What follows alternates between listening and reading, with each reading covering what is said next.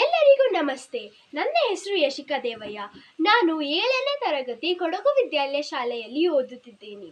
ಇವತ್ತು ನಾವು ಚಿಕ್ಕದಾದಂಥ ಒಂದು ಸಿನಿಮಾ ಸೈಬರ್ ಸೆಕ್ಯುರಿಟಿಯನ್ನು ಮಾಡುತ್ತಿದ್ದೇವೆ. ಇದರ ಪಾತ್ರಧಾರರು ಅಜ್ಜಿ, ಮೊಮ್ಮಗಳು ಮತ್ತು ಕಳ್ಳ.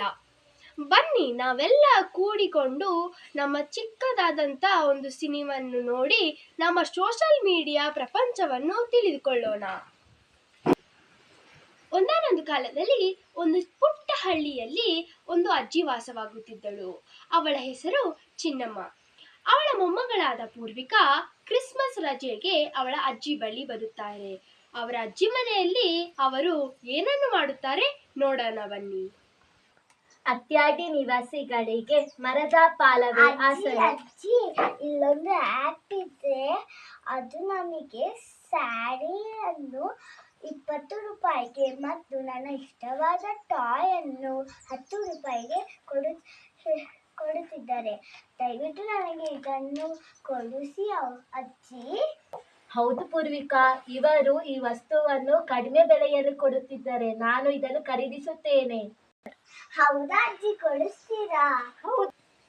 ನಂತರ ಅವರಿಗೆ ಒಂದು ಲಿಂಕ್ ಬರುತ್ತದೆ.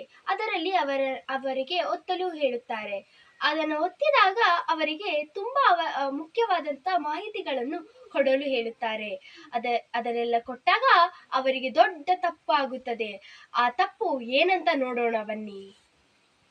ಇಲ್ಲಿ ನೋಡಿ ಪೂರ್ವಿಕಾ, ಇವರು ಇಲ್ಲಿ ಫೋನ್ ನಂಬರ್, ಅಕೌಂಟ್ ನಂಬರ್ ಮತ್ತು ವಿಧವಾದ ಮಾಹಿತಿಗಳನ್ನು ಕೇಳುತ್ತಿದ್ದಾರೆ. ನಾವು ಕೊಡೋಣ?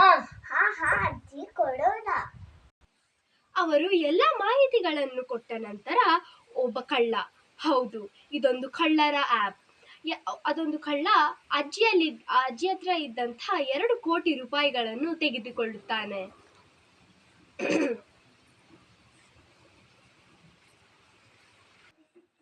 ಓ, ಇದೊಂದು ಅಜ್ಜಿ ಕಾಣುತ್ತೆ. ಎಲ್ಲ ಮಾಹಿತಿಗಳನ್ನು ಕೊಟ್ಟಿದ್ದಾರೆ. ನೋಡೋಣ ಇವಳ ಅಕೌಂಟಿನಲ್ಲಿ ಎಷ್ಟು ದುಡ್ಡುಗಳಿದೆ ಅಂತ. ಅಯ್ಯೋ ದೇವರೇ, ಇವಳ ಅಕೌಂಟಿನಲ್ಲಿ 2 ಕೋಟಿ ರೂಪಾಯಿಗಳಿವೆ. ನಾನು ಎಲ್ಲವನ್ನೂ ತೆಗೆದುಕೊಳ್ಳುತ್ತೇನೆ.